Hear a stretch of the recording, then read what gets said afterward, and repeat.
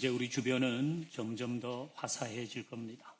많은 봄꽃들이 우리의 차림새가 봄이 왔음을 알릴 겁니다. 평화교회가 봄이 되면 어김없이 하는 일이 있습니다. 바로 변화와 성숙을 위한 캠페인입니다. 금년에도 봄 캠페인은 시작됩니다. 이번 봄 캠페인의 주제는 7가지 치명적인 죄와 마음 지킴입니다. 주제를 이렇게 정한 것은 7가지 치명적인 죄에서부터 우리 마음을 지켜야 하기 때문입니다.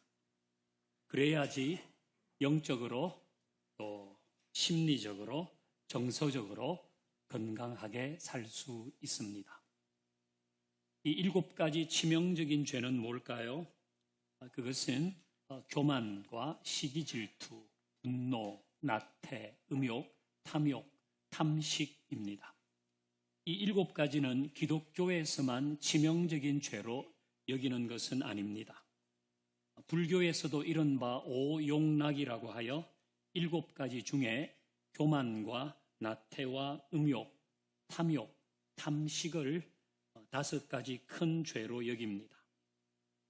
캘리포니아 주립대학교 더글러스 스탠스트롬 교수는 이 7가지 치명적인 죄를 모든 인간에게 해당되는 죄로 사회적 문제를 일으키는 주범이라고 했습니다.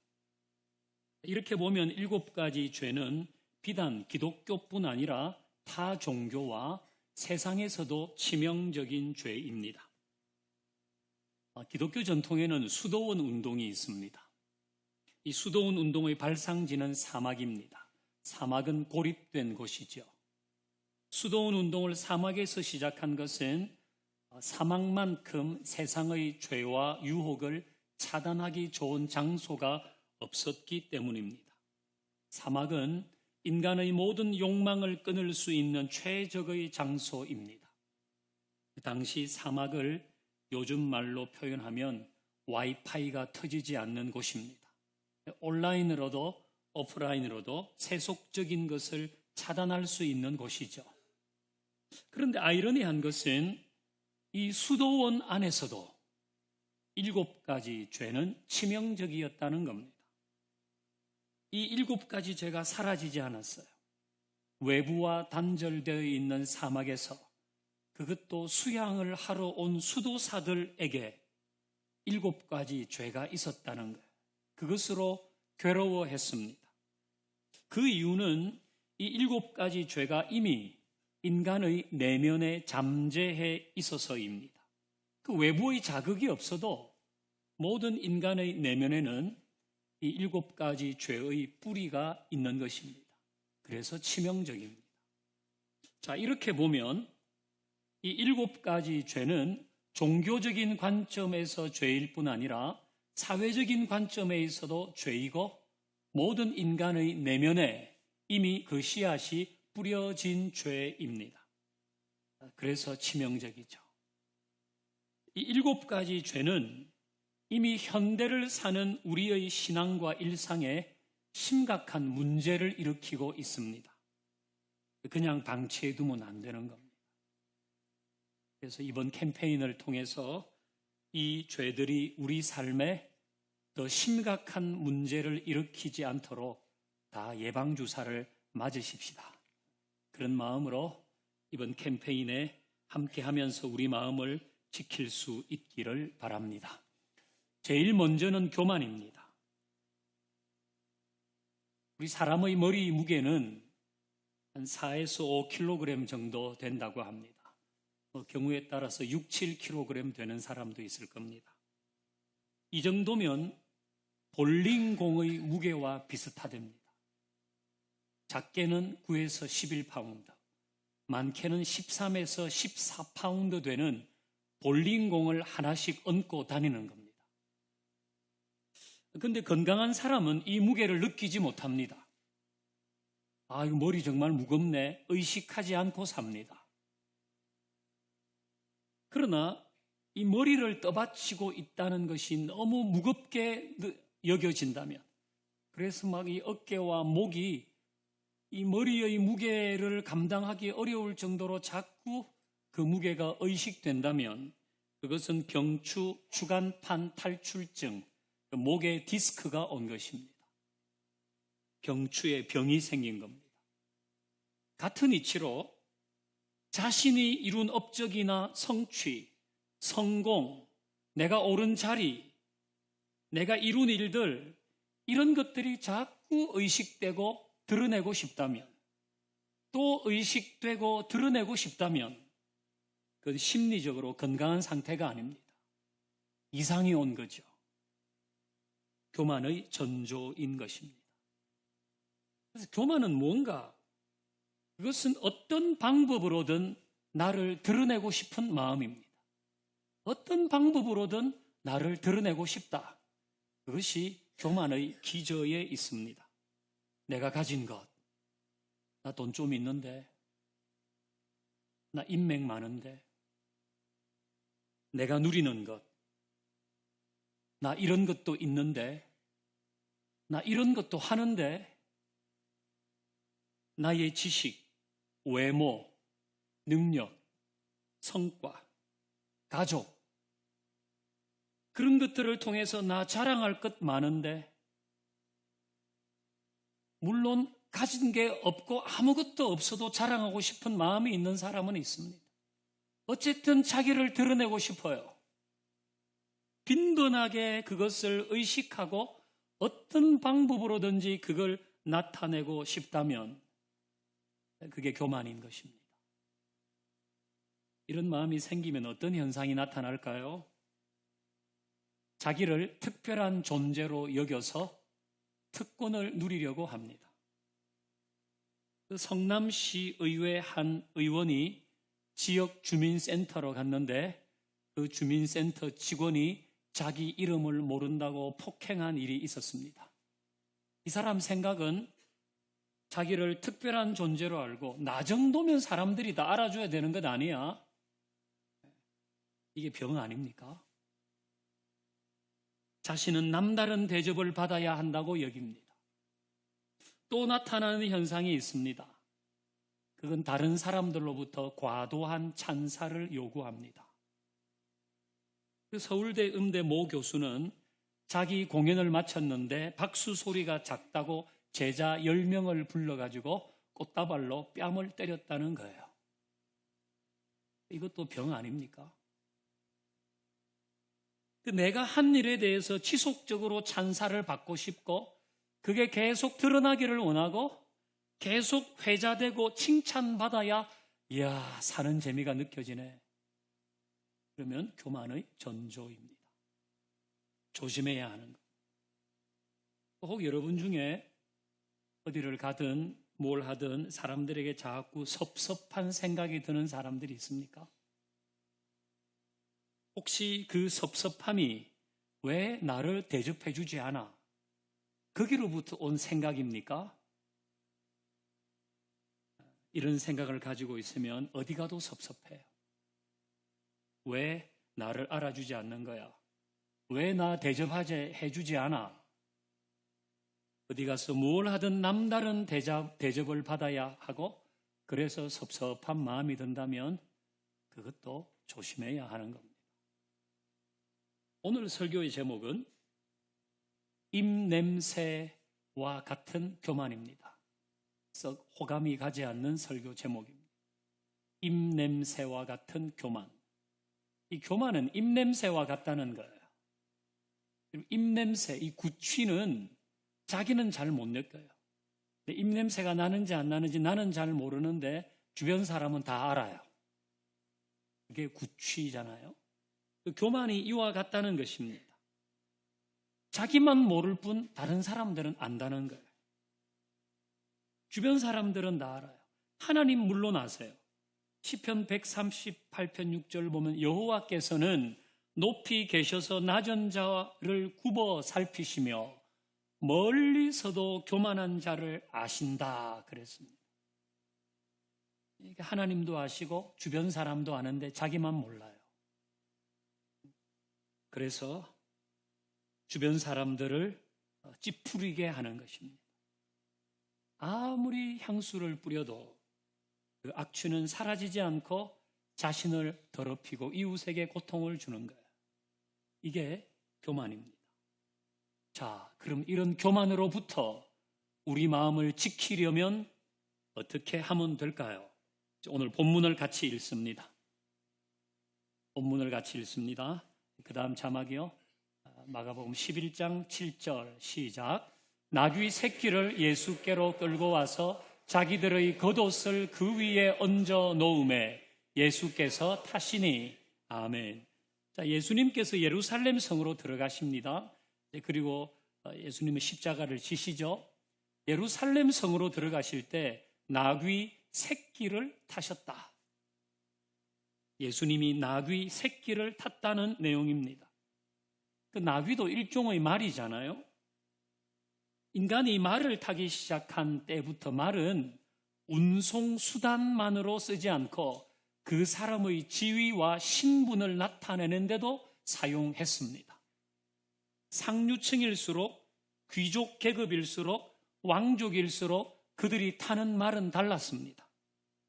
동서양을 아우르는 대제국을 건설한 알렉산더가 탄 말은 부케팔로스라는 명마입니다. 삼국지를 보면 영웅 여포와 관우는 적토마를 탔습니다. 이처럼 왕과 영웅들에게는 그에 어울리는 준마들이 있었습니다. 그런데 예수님은 지금 나귀 새끼를 타고 있습니다. 나귀는 말에 비해 몸집이 작고 다리도 짧아요. 아무리 봐도 간지가 나지 않아요. 돈키호테의 하인인 산초가 타는 게 나귀잖아요. 서양에서는 바보 같은 사람이라고 할 때 당나귀 같은 놈, 당키, 아스 이렇게 하잖아요. 그러니까 나귀는 신분이 낮은 사람이 타는 볼품없는 말인데 예수님은 그 나귀 중에서도 나귀 새끼를 탔다는 것입니다. 왜 그랬을까요? 예수님이 나귀 새끼 정도를 밖에 탈 수 없는 낮은 신분이었기 때문일까요? 물론 그것은 아닙니다. 우리 본문을 계속 읽어보십시다. 8절과 10절 시작. 많은 사람들은 자기들의 겉옷을, 또 다른 이들은 뱃나무 가지를 길에 펴며 오는 우리 조상 다윗의 나라여 가장 높은 곳에서 호산나 하더라. 아멘. 자, 예수님을 맞이하기에 사람들이 많이 모였는데 그들이 한 행동은 자기의 옷을 벗어서 길에 펴고 어떤 사람은 들판으로 가서 나뭇가지를 가져와서 길에 폈어요. 이건 카펫을 까는 겁니다. 예수님께서 예루살렘으로 들어오시는 그 길을 왕의 길로 만드는 거예요. 카펫을 깔고 왕의 길로 만들었어요. 그리고 찬송합니다. 호산나. 오는 우리 조상 다윗의 나라요. 그렇게 큰 소리로 외쳤어요. 오는 우리 조상 다윗의 나라요. 그렇게 예수님께서 예루살렘으로 들어오실 때 환호했다는 거예요. 이 얘기는 예수님의 예루살렘으로 들어오시는 그것을 다윗 왕의 현현으로 보았다는 겁니다. 예수님께서 그동안 하신 일들을 보니까 이적들을 생각하니까 이건 보통이 아닙니다. 이건 다윗 왕이라고 해도 손색이 없을 정도입니다. 그래서 그들은 예수님이 들어오실 때 왕으로 예수님을 맞이했다는 것입니다. 그런데 예수님의 행색은 어떻습니까?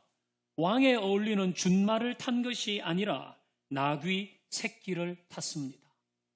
왜 그러셨을까요? 갑자기 말이 준비되지 않아서 그랬을까요?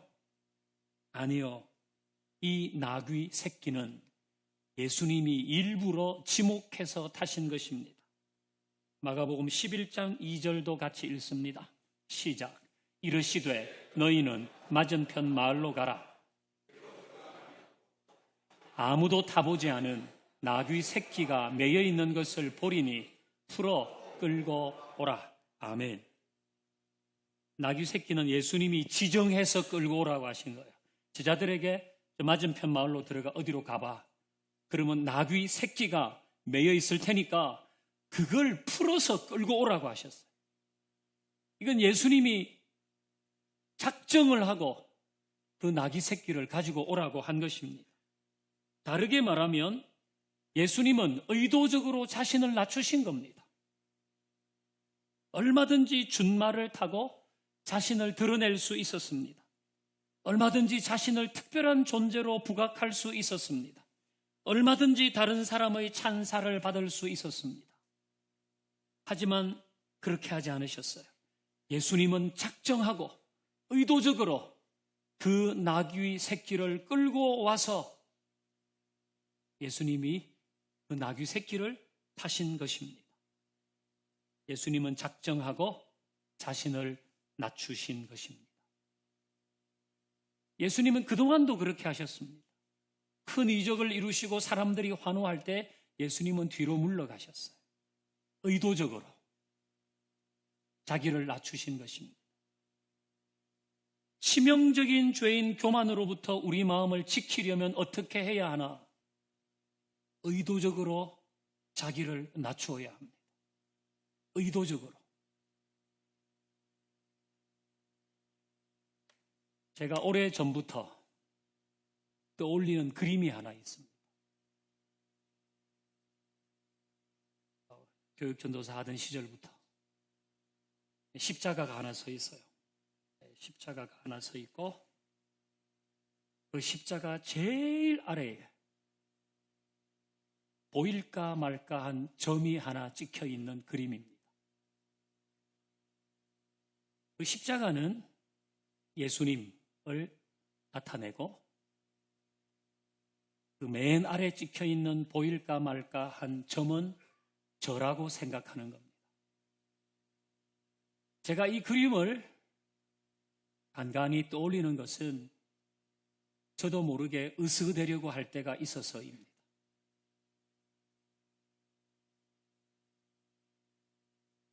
저는 신학교 가서 교육전도사 할 때부터 뭐든지 열심히 했습니다. 그래서 사람들이 잘한다는 얘기를 많이 해줬어요. 근데 그런 그림을 떠올리지 않으면 저도 모르게 우쭐대더라고요. 야, 잘하네. 그래서 간혹 다 주님이 하셨습니다. 그런 마음으로 그 그림을 생각하는데요. 지난해 가을쯤에 우리는 지난해는 회복을 넘어 부흥으로 가자고 이제 한 해 아닙니까? 이제 동기들을 만나고 이제 선후배 목회자들을 만나서 보면 아직도 코로나에서 벗어나지 못한 분들이 많은데 우리는 회복을 넘어 부흥으로 가자고 하고 뭐 그렇게 이제 다 안정되고 뭐도 회복되고 재정도 사람도 프로그램도 다 이제 이렇게 되면서 이제 그런 얘기들을 이제 뭐 또 누구를 통해서 듣기도 하고 그래서 와 평화교회 대단하네 정목사 우와 이런 얘기들을 또 들었어요. 네, 그러니까 또 야 이게 속에서 뭐가 살살 올라오는 거죠.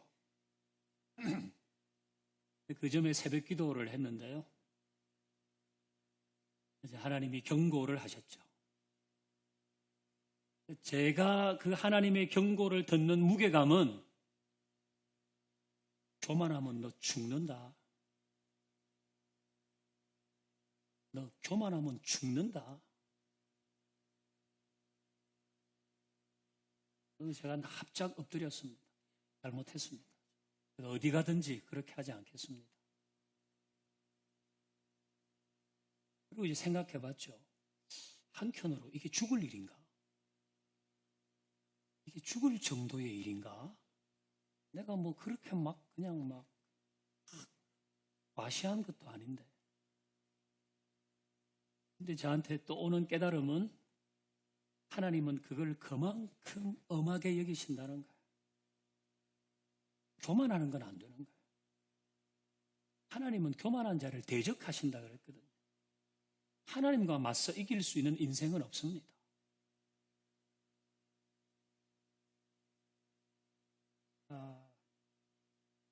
이 교만은 굉장히 치명적입니다. 입냄새와 같아요. 자기가 교만하다고 생각하는 사람은 거의 없어요. 그래서 이게 더 무서운 겁니다.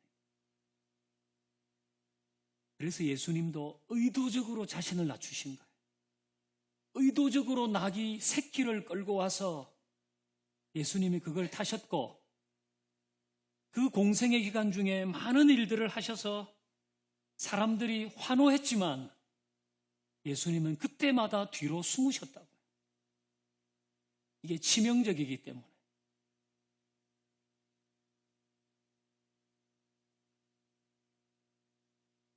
예수님께서 의도적으로 자신을 낮추신 이유가 있는 겁니다. 우리는 한 계단만 더 내려가십시다. 한 계단만 더 내려가면 교만이라는 죄에서 우리를 지킬 수가 있습니다. 한 계단만 더 내려가면 됩니다. 미국의 유명한 부흥사 무디가 작은 도시에서 전도 집회를 하게 되었는데요. 그 집회 며칠 전에 스태프들과 함께 그 도시에 도착했습니다. 근데 그 다음날 지역 신문에 교만한 전도자 무디라고 대서 특필이 되었어요. 그 작은 도시에서 집회를 하려고 그러는데 지역 신문에 강사로 온 무디가 교만하다고 기사가 났어요. 이게 타격이 크지 않겠습니까? 이제 무디가 도착했을 때 그 지역 신문 기자들이 인터뷰를 좀 하자 그랬는데 스태프들이 일정이 바쁘다고 이제 인터뷰를 못 하겠다고 했는데 이제 거기에 기자들이 마음이 상한 거예요. 그래서 교만한 전도자 무디라고 기사를 냈어요. 참모들이 분노했습니다. 선생님을 교만한 전도자라니요. 이건 인격 살인입니다. 말도 안 됩니다. 이거 그냥 놔둬서 안 됩니다. 조치를 취해야 됩니다. 무디가 웃으면서 말했다고 합니다. 이 사람들 나를 잘 모르는구만. 나는 그 기사 내용보다 훨씬 더 교만한데 이만하면 잘 써줬네. 이게 한 계단 더 내려가는 겁니다. 한 계단 더 내려가면 됩니다. 나는 엄청 교만한데 그냥 교만하다고 했네.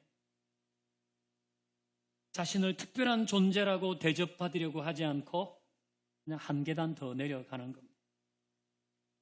여러분에게 드러내고 싶은 게 있습니까? 아니면 자꾸 드러내고 싶습니까? 자꾸 의식되는 게 있어요? 나에게 대한 것이든지 자식에 대한 것이든지 배우자에 대한 것이든지 뭐든지 자랑하고 싶고 말하고 나타내고 싶은 것이 있습니까?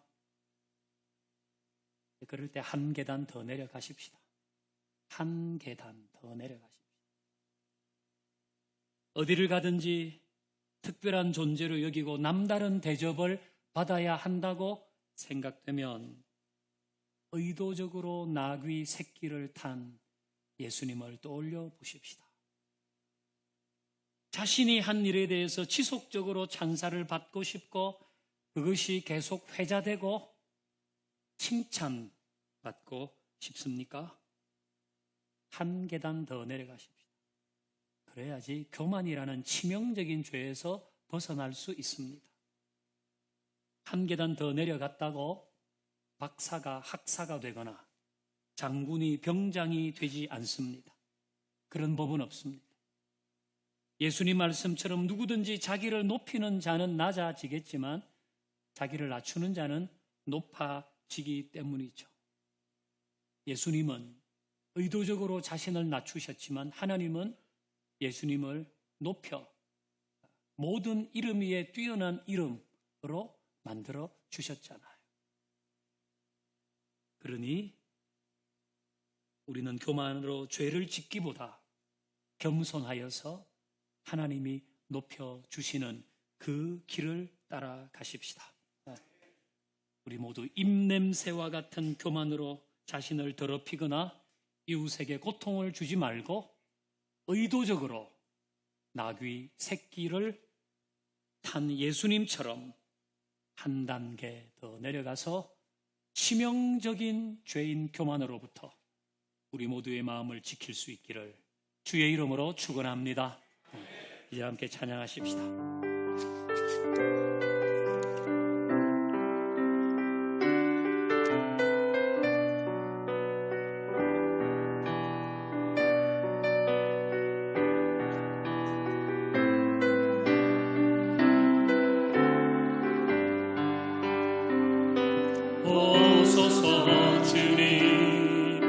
나의 마음은 선한 것 하나 없습니다.